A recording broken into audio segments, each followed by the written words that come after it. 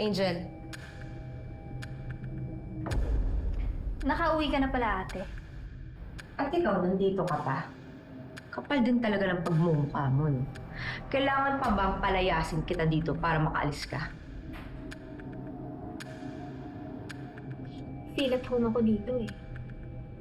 Baka ikaw ang kailangan maghanap ng bagong malilipatan. Tamang-tama.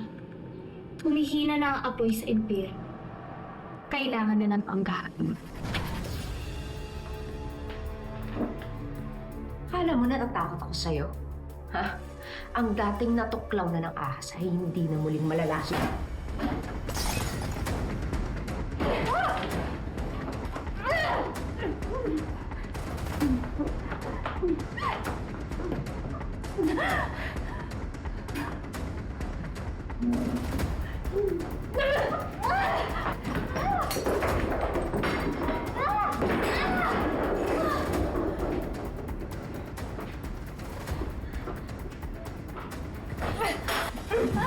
Ano? Ha? Nagtiwala ako sa'yo pero tinaydol mo ako! Ate!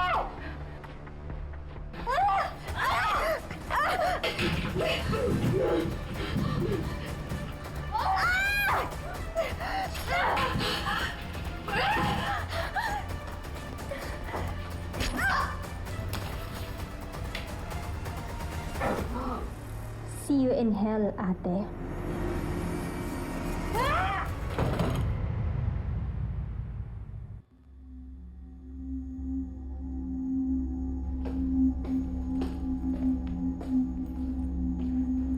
Ate!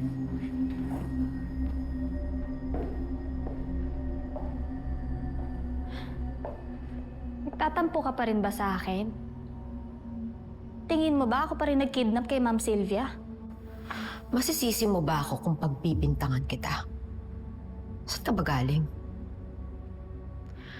Bakit gantong oras ka palagi umuwi? Hindi ko man lang alam kung saan ka pumupunta. Ate, kumain lang kami ni Kiara. Ayokong umuwi agad kasi alam kong ganito lang yung madadatnan ko. Yun lang ba talaga dahilan? O baka kaya ka ginabi dahil dinala mo yung nanay mo kung saan pagkatapos mong dukutin sa ospital?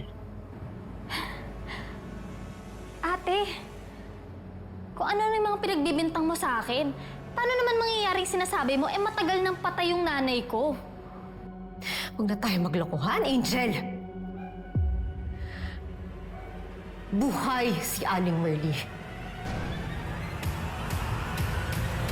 Ako mismo nagdala sa kanya sa ospital. And now she's gone. Sabihin mo nga sa akin, ikaw ba ang dumukot sa kanya sa ospital?